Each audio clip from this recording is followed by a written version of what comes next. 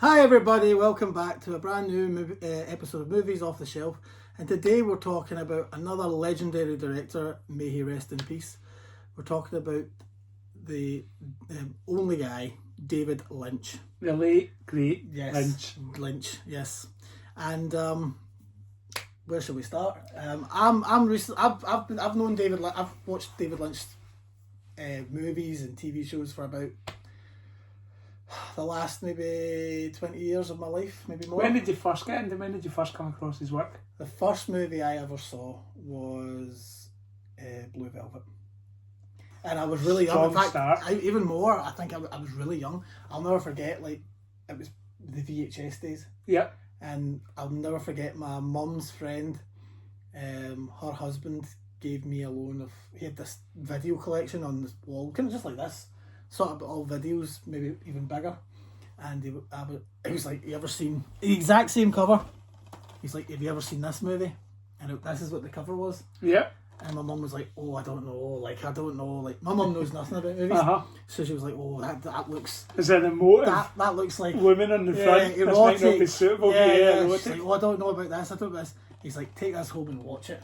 Mm-hmm. And I watched it one night, stuck it in this... It wasn't even DVD, it was the video. And I watched it late, like, this is probably 98. Maybe 98, 99. Yeah. And that was it. I was like, what is this?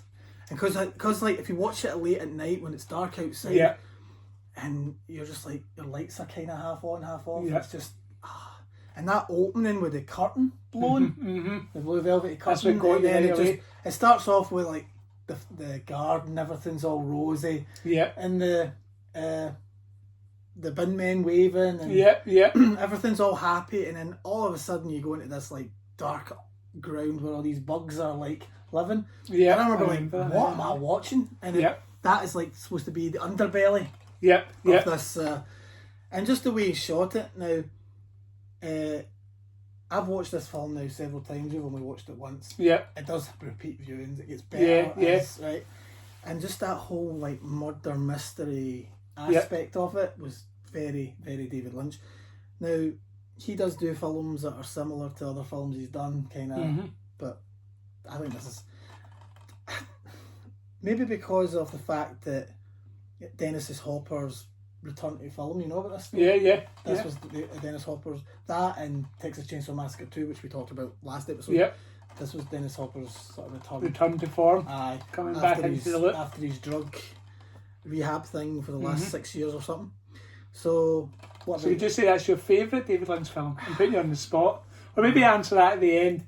So let's talk more and then you can think what definitively. It was definitely the first one I seen. I mean, I'm in a similar story, but a bit different in that. So I remember watching Elephant Man. Oh yeah. Very, very young. But too young to understand anything about what it was. So I can remember Elephant Man and it always stuck with me, and all the quotes, like, I mean, people of our, whether it's a good or a bad thing, people of our generation repeated the quotes all the time and stuff like that. But if you'd said to me 2 years ago, who's David Lynch? I wouldn't have known. Honestly, I would not have known whatsoever. And it was, so I had this friend, Ross J. Watson, if he's watching, every time I would talk about Sopranos, he would talk about a programme, and he would always go, and you know, one of the greatest shows, Twin Peaks. And I don't know why in my head, I think I pictured it as some different TV programme, and I always kind of put it to the back and thought, disregarding it. And he would call, every time I met him relentlessly, somehow, whenever we talked about TV series, something about Twin Peaks would come up. And I was like, oh no. And to be honest, he's one of these, I love Ross, but he's one of these guys that he recommended some dodgy bands to me before. So it was one of these ones you need to double tick. So he was one tick saying, watch Twin Peaks. And then I'd started a new job, and I think I'd seen it on Sky Atlantic or something like that. I had it, or Paramount it was. I got a subscription to Paramount. And I said to somebody in my work, Louise it was, I said to her, I'm thinking about starting this Twin Peaks. And she said, oh, I watched that in high school. Oh, that's amazing. You know, and I thought, there's a double tick. I was like, we've got a double tick now. There's two people saying it's good. And I remember, I thought, I still went into it with a lot of apprehension, thinking, I don't know, and just see that change, what is it, it's mill, the kind of mill, the intro, and it's like a mill. I just, as soon as I saw that, I thought, I'm going to like this. oh, this is it. This is going to be good, and it's been hooked. And as I say to you, I've not finished the returns yet. Yeah. I'm on about episode 11, 12 of the returns. But as you know, I've just kind of, well, along with Twin Peaks, I've just kind of smashed into all these films, and within the space of about 3 or 4 months, I've watched every single feature film is made. Got through every single one, Blue Velvet included, sort of thing. So yeah, and the two ones that stick out to me when you're talking about one of the best, the two that stick out for me is, and this is the first time we'll show you this beautiful thing. The two that stick out to me are Mulholland Drive and Lost Highway. Yeah. And what I would say is, right, so this is definitely my top two. What would you say was better? Well, what I would say is, this is what I would say Lost Highway is my favourite David Lynch film. Yeah. Just because I like it, it's kind of Twin Peaksy. Yeah, see that bit where he's on the phone and that guy comes up to him. Yeah. And he's moving without moving his mouth and stuff, like speaking with his mouth. So that's my favourite, right? But and I just saw that on DVD, 4K. That was my favourite, or Blu-ray. This is the best quality. Yeah. I mean, I watched that at the cinema, and you can't deny the quality. Like, I think this is his best his film work. Like, it's probably his best work, but Lost Highway is my favourite. Worth going to see him on the cinema, big screen? Yep, so that's on the big screen. Because I've never seen a David Lynch movie on the big screen. Did you not? No, I've not seen any. No, well, this is the only one I think I've seen. Yeah. And that was the first time you've seen it? Yep, that was it. I'd been in, this was the last one. So I'd watched every single film, even The Straight Story, which is the Disney one he made. Yeah. So David Lynch fans made a Disney film. That means technically Laura Palmer's a Disney princess. You can go to the Disney shop and get a wee Disney princess costume with a bag over your head and see through. So I'd seen every single film and I'd left this one to last. I think because it was his most famous one as well, I thought I kind of want to come into Mulholland Drive last. But what struck me watching all of them, and Mulholland Drive as well, is people talk about his surrealism and all that, you know, his surrealism, he can make all these abstract films that are crazy. But I think he's one of the best directors I've ever seen who just shows genuine human behaviour. Yeah. Like, I think he's the absolute best at even things that, you know, things like somebody going and making a cup of tea. And he'll show that entire, like, he won't cut off from it. It's just showing that human behaviour. Somebody else would...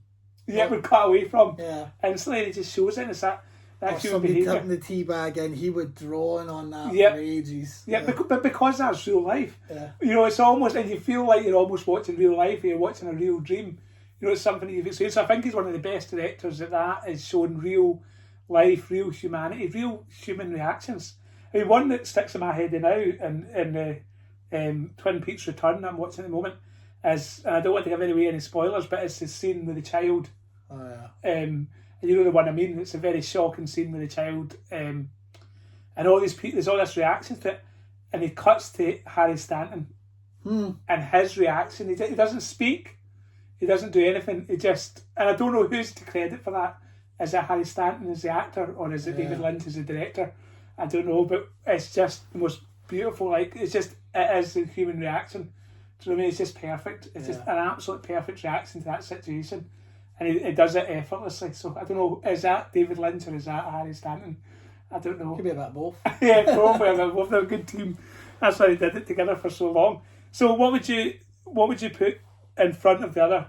Mulholland Drive or Lost Highway?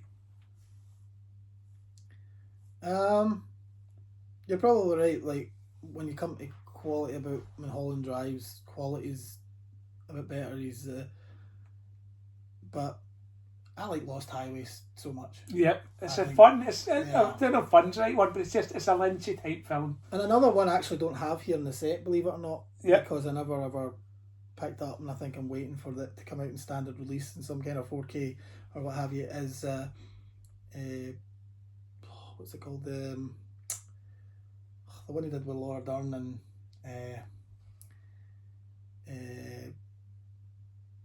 Nicholas Cage. Inland Empire. No, Heart. What was it? Heart. Wild Heart. Wild at Heart. Wild at Heart. Yeah. That's it. Yeah. I forgot. I actually forgot about that because I've been them so much. And I really liked that movie because I really liked William Dafoe. That creepy character. Oh, he was brilliant. The teeth and yeah. Now, that film, it's like it repeats viewings. It gets better as you watch. Because I remember the first time I watched it, I was like, whoa, I don't know if I like this. And I'll tell you another one. I don't know what to make of it. I thought got better over the times of reviewing. I think it's his first movie, actually. Could be wrong. I think Elephant Man was his first. Elephant Man was his first. And I think this was his second. Yeah. Is Eraserhead. Right? Brilliant. And, of course, this film, I wouldn't even know how to describe it. Cinematography in it is amazing. Just weird. Like, sometimes there's scenes with no dialogue. Just like that whole thing with like the baby crying. Goes on and it's a film I'll need to rewatch. It does. You need to rewatch it to fully comprehend it. At first viewing, I remember thinking to myself, I don't know if I like this. Right? Second viewing, I realised, no wait, I do. I see what he's done. Now that I've got to know the rest of his work. This is better. Now, would I say out of these two, his first and his second movie, what one I think's better? I think for somebody that doesn't know who David Lynch is or never seen his work, I think I'd recommend The Elephant Man. Out of my dad won't watch this movie.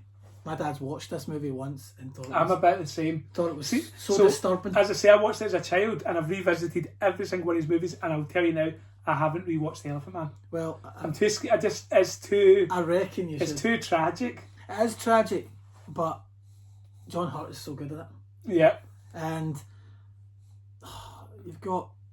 Is it as tragic as I remember? Is it as difficult to watch as I remember? No. So I watched it as a child, so I remember it's been like, it was overwhelming how they treated this person. But if I watched it as an adult, do you think it would be different? You know, it's got a young Anthony Hopkins in it.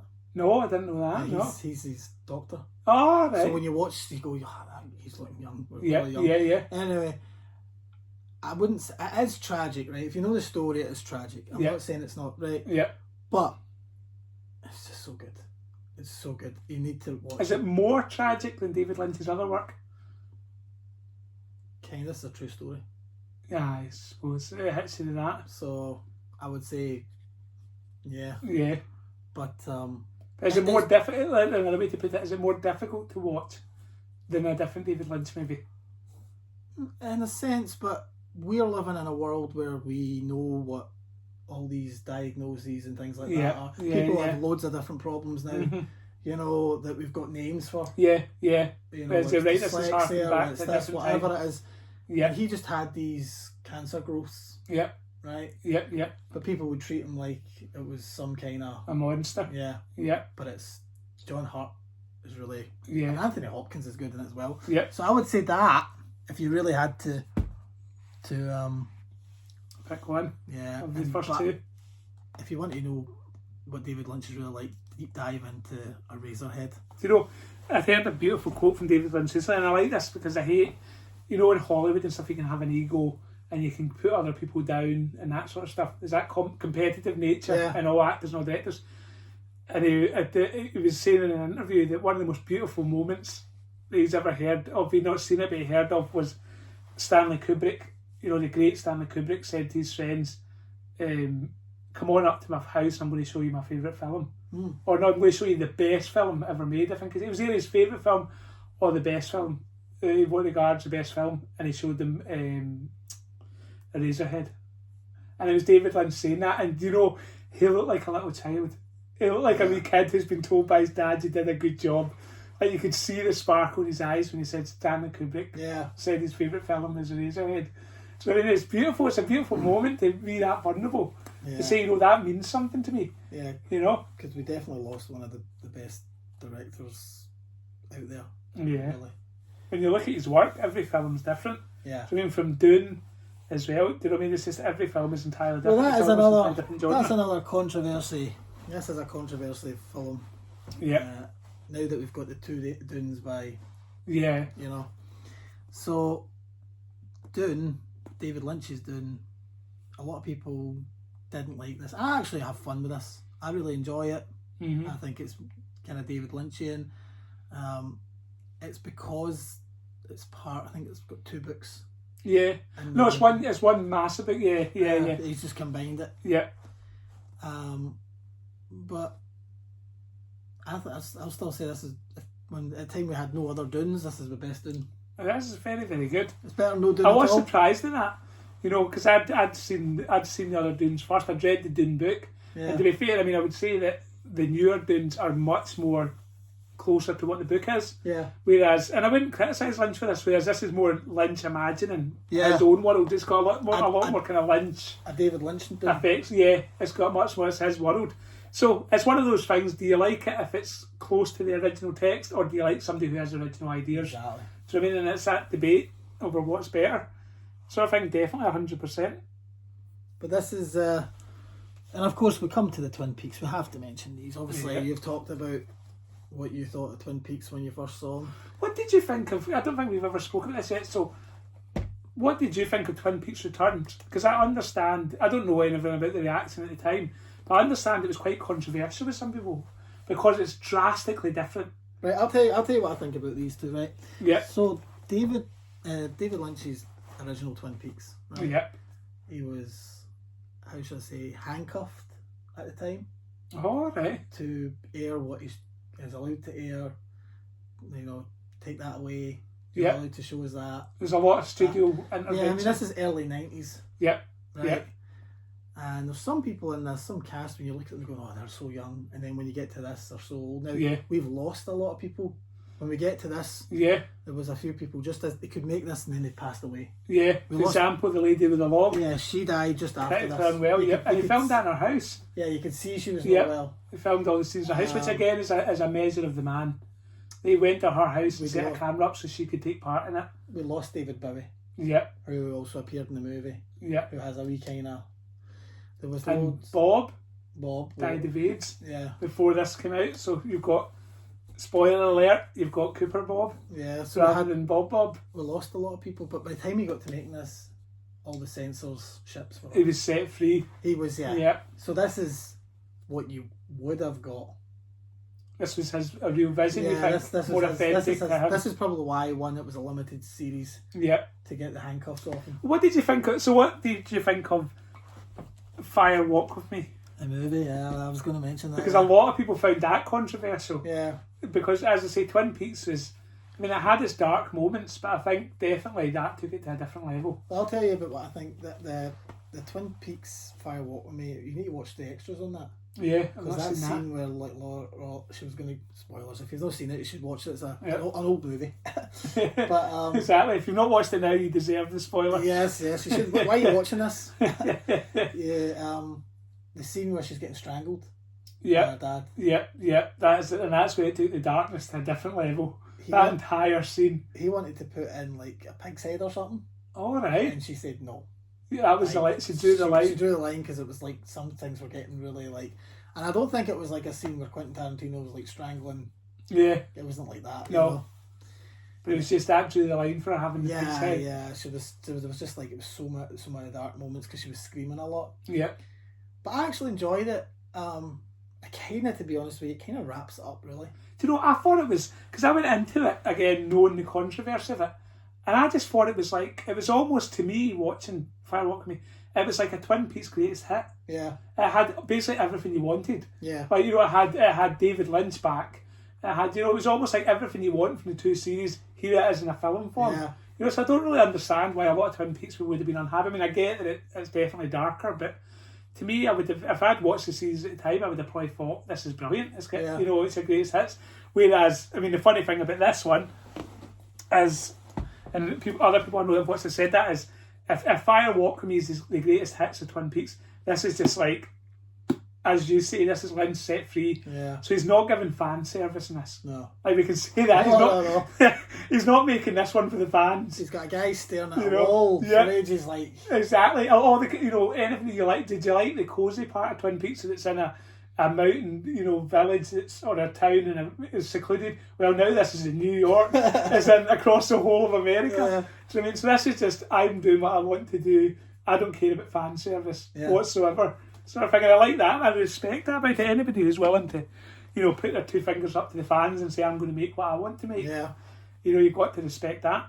So what's your, let's ask now that you've had time to think about it, what, if you had to say what's your one definitive best David Lynch movie, what would you say? I'm gonna, I mean, he's done so many good ones, and this isn't like me telling you, like, this is better in terms of quality or terms of anything like that. I'm just going with my gut because it was my first leap into the David Lynch world. I'm going to stick with Blue Velvet. Sticking with because even though there's better films he's done, it's just got everything in it. It's just that's what introduced me to David Lynch. Yeah. And it's a film. It's not really for everyone. There's a wee bit uncomfortable moments in there, especially for today's audience. But if you really want to know, it's just got a sort of dark tone, and then all of a sudden it's light, and at first you don't know what to make of it. It's so unpredictable, and that scene, spoiler alert, where like you see him looking over the balcony and you see like this guy coming towards him, starting to climb up. You had no idea, like when I first saw that when I was young, but you see the face, like remember when he's leaning over the back? He runs at the very end. And you see that face look up at him, like that was just like Yes, it's brilliant at making you feel things. I mean, the one that worried me is when and I kind of listen to Candy Colored Clown, they call the Sandman. I can't listen to that the same way. That'll be the same with Blue Velvet song. That has changed a song that I actually enjoyed in this horrible, dark, twisted thing. Yeah. But you know, the other surprising feelings that I got from that was the scene that terrified, and I mean, I remember physically my heart racing, was when Dennis Hopper comes and gets Kyle, what's his name, Kyle MacLachlan? Yeah, he gets him and he says, like, we're going to go out a drive. My heart was racing, and it's building up, and it's like, you know, you're going to get, you're going somewhere, you think he's going somewhere and something really violent's going to happen. And then how that turns at the end, you know, when it comes to the climax of like, this guy's going to deal with you, and then it becomes, what does he sing to him or something, and he just sings to him, and that's so David Lynch that, you know, he builds up the tension and the fear and the fear and the fear and the fear, and then actually just singing to him. You know, just completely, the balloon just explodes until he's out and something else happens. You know what I mean? The grass or whatever. Yeah. So what would you say is your favourite David Lynch scene? Of any movie? What's a scene that sticks with you? If you had to give somebody a definitive David Lynch scene. Probably the head coming off in the Eraserhead. Is it? The head. That's a good one. I never even thought of that. Because it's good so, choice. It was so weird. So surreal. And I was kind of like, I don't know where this is. Or even the body bag in Twin Peaks. Or showing up at the beach. Yeah. You know, she's dead, wrapped in plastic.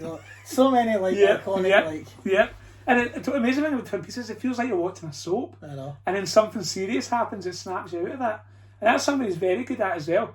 You know, for example, in the Straight Story. Something from Twin Peaks. You know, I was She's dead, wrapped in plastic. Yeah, it's him who goes to Eraserhead, man.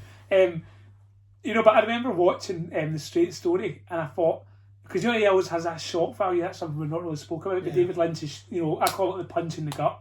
He gives you that punch in the gut all the time, and usually 9 times out of 10 it's something violent. Like something violent happens. For example, the body of Laura Hedern, or you know, something like that. Something violent happens.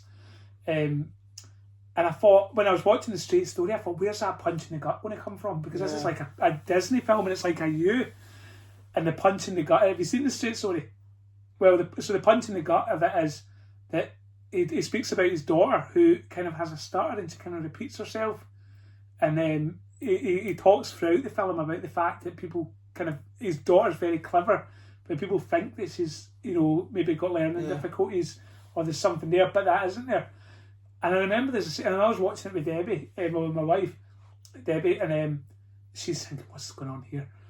And there's the scene where the daughter, so in one of the scenes, the main character's daughter keeps looking out a window.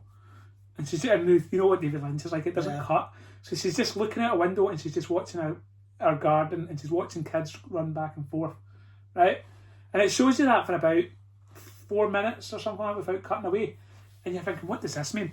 And it comes towards the end of the film, and spoiler alert for you, sorry Paul, is he's having a conversation, just at the fire, he's having a conversation with a stranger, and he says, you know, again he repeats, you know, people think that my daughter's got learning difficulties, or she's vulnerable because of how she talks, and he says, but she's sharp as a tack. And he says, there was a fire in my house, and it wasn't her fault. And he said, but on account of how she speaks, social services took her children away. And he says, and there's not a day that goes by that she doesn't sit at the window looking for her children. And I thought, there's a punch in the guts. You gave him a new film and he still manages to punch in the guts with the most... Sneak it in there. Yeah, with that violence. I mean, it might just be dialogue, but it's the most violent dialogue possible. Do you know what I mean? That you could get away with in a new film.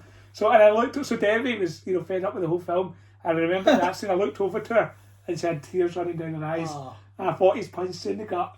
He's brought you in and he's punched in the gut. But so to wrap it up, what would you say is yours?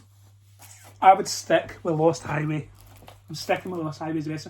But the best scene that I've seen, and you'll have to help me with this again, what's the Naomi Watts and what's the other character called? Or what's the actress called?